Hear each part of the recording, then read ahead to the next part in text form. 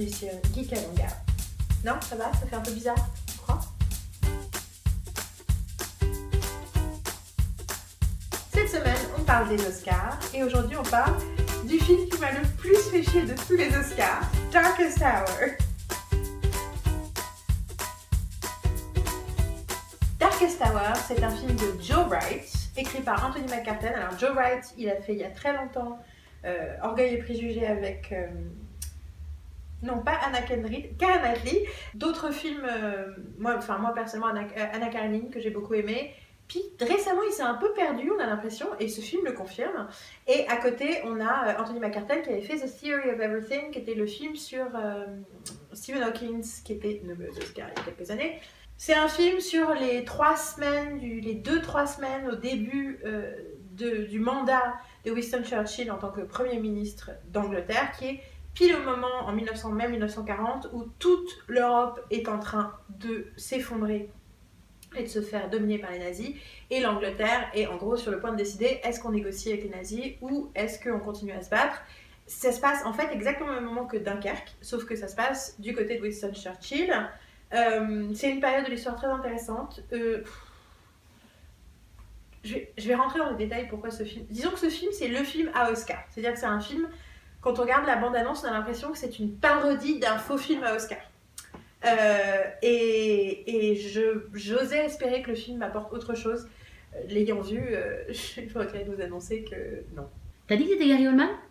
Ah bah non, tu vois, j'ai même pas pensé. Alors oui, donc il y a Gary Oldman dans le film, oui, qui est méconnaissable parce qu'il est sous 3 tonnes de fausse graisse et de maquillage.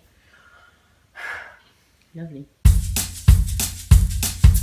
Donc ça va vous surprendre, mon opinion n'est pas super positive. Mais je vais parler quand même des choses intéressantes du film. Oui, donc je me suis fait chier. Notamment à cause de la naïveté et du manque d'habilité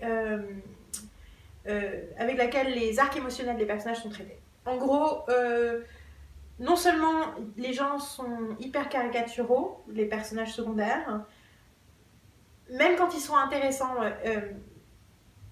Kristen Scott Thomas joue sa femme et on sent qu'il y a on a tout le temps l'impression qu'il y a une histoire hyper intéressante à raconter, mais c'est pas l'histoire que nous raconte le film, parce que le film nous bloque avec des scènes clichés qui sont de la surexposition. En fait, c'est un peu, pour te le décrire à Marie, je disais, c'est un peu The Imitation Game, le film hyper chiant avec Cumberbatch sur une histoire passionnante et qui arrive à être chiant parce que chaque scène, tu sens qu'ils ont réfléchi. Quelles sont les scènes importantes de l'histoire? On va montrer ces scènes et à chaque fois, on est sur mais pareil, on dirait un sketch de Saturday Night Live sur ce genre de film. Donc, le film fait ça tout le temps, plus et complètement...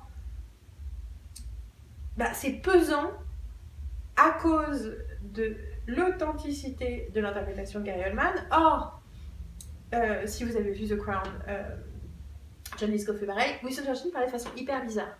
Du coup, tu comprends la moitié de ce qu'il dit. Et du coup, t'as l'impression qu'ils ont voulu être tellement juste au niveau des décors, du monde, du côté sombre, du côté on voit rien, que du coup, tout le temps, l'image est perturbée par des gens qui disent des trucs qu'on comprend pas, des gens qui sont dans le passé. C'est difficile à décrire, mais c'est pas très efficace. C'est même pas efficace du tout. Et à côté de ça, il y a quand même un courant de sentimentalisme hyper bizarre pour montrer que finalement c'est le peuple britannique qui a donné le courage à Winston Churchill de décider de continuer à se battre, avec une scène qui est un pivot émotionnel du film où il se retrouve à décider de prendre le métro subitement et à parler à des vrais Britanniques qui lui donnent le courage de faire le dernier speech qu'il va faire. Et c'est hyper problématique parce qu'en réalité, ce film parle d'un truc hyper important. Ce film raconte l'histoire d'un homme qui est aujourd'hui, et c'est le but de Joe Wright, un homme qui est considéré comme un héros, comme la personne qui a permis de gagner contre les nazis. En gros, la résistance anglaise est la chose qui a fini par pousser les États-Unis à rentrer en guerre de la façon dont ils sont rentrés en guerre, en tout cas en Europe, même si en Asie c'était une autre question. Et surtout, ça a permis d'orchestrer la résistance et la victoire finalement contre les nazis. C'est quand même quelque chose d'assez important. Et clairement, on voit dans ce film part des 3 semaines où le mec, il est tout seul, personne ne lui fait confiance, tout le monde veut capituler, et lui, juste par la force même de sa conviction, il décide, et encore il hésite parfois, mais il décide que non, qu'on peut pas accepter de négocier avec les nazis, que non, c'est pas une bonne idée. Je veux dire, c'est quelque chose de magistral, et on y reviendra par rapport au contexte. Dans cette période de l'histoire, on est dans une période de l'histoire hyper compliquée actuellement, où on ne sait plus vraiment, oui, mais est-ce que finalement ces idéaux-là, ils ont toujours cours? Est-ce qu'on ne devrait pas plutôt accepter qu'il y ait des gens qui soient en gros racistes, misogynes et compagnie, et du coup faire la paix avec eux? On est quand même sur quelque chose, ce film, et je pense que c'est pour ça qu'il est nominé, il représente ce que c'est que la résistance face à des idées inacceptables. Très différent de l'idée, ouais, on va continuer à se battre parce qu'on veut faire la guerre et on veut gagner. C'est pas ça que le film montre. Surtout le film montre qu'au milieu de la défaite, c'est par pure croyance qu'on arrive à continuer à se battre. Qu'on ne doit pas continuer à se battre juste quand on a les armes de notre côté ou la puissance de guerre de notre côté. Quelque part, c'est très proche de The Last Jedi, où il y a l'idée de, à la fin de la bataille, quand on n'est plus que 3 pelés sur le terrain, ça ne veut pas dire qu'il ne faut pas continuer à se battre. Parce qu'en réalité, toutes les grandes victoires ont à un moment eu cette situation-là. Et du coup, c'est encore plus énervant que le film à aucun moment ne nous permette de comprendre ce message qui est intéressant. Parce que justement, il est tellement engoncé dans ses vêtements, dans ses vêtements d'époque, dans ses maniérismes, que du coup, en fait, l'histoire, ouais, ça donne envie de lire un article dessus, mais ça donne surtout pas envie de voir le film.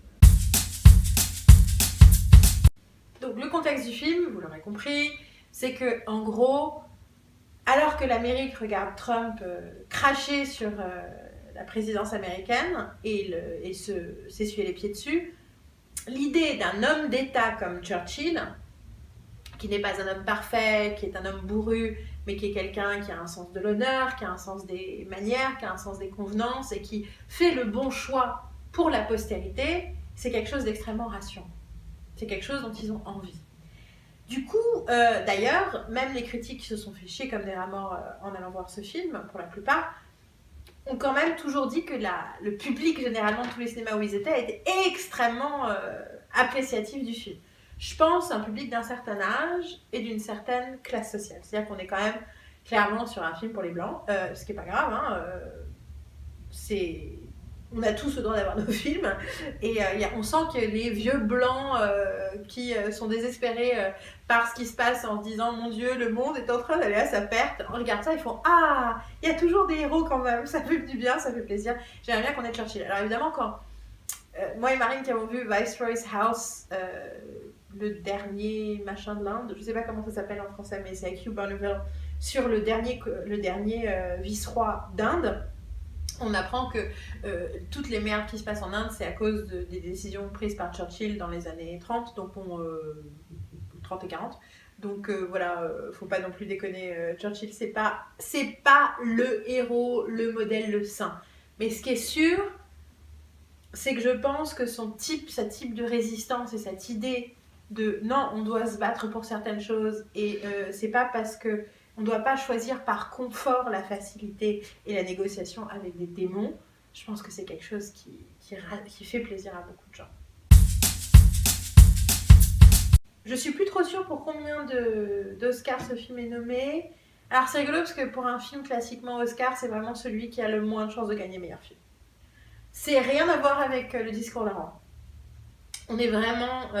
c'est vraiment celui qui a... Enfin si, après s'il gagne, tout est possible, mais...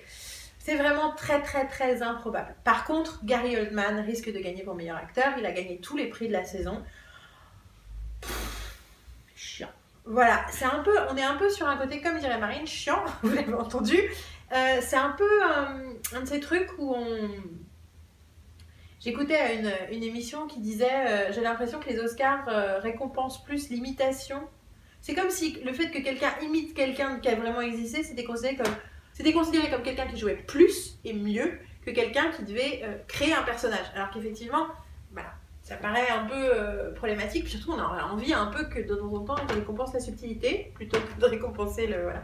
On va en parler pour une autre catégorie d'acteurs où, à mon avis, probablement, c'est pas la subtilité qui va le remporter. Spoiler alert, Laurie Metcalf, I love you. Voilà, je pense que malgré tout, on va pas y couper. C'est Gary Oldman qui va gagner. Ce qui est hallucinant d'ailleurs, c'est que quand je parlais de Get Out et du potentiel de David Kaluuya de gagner meilleur acteur, j'ai parlé des gens en face sans même mentionner Gary Oldman, tellement j'étais là, ah non, lui je l'aime pas. J'adore Gary Oldman, c'est juste... Cette interprétation ne m'intéresse pas. Donc voilà, c'était Darkest Hour, le film le plus chiant des Oscars. Ça se sent quand on le dit. Darkest Hour.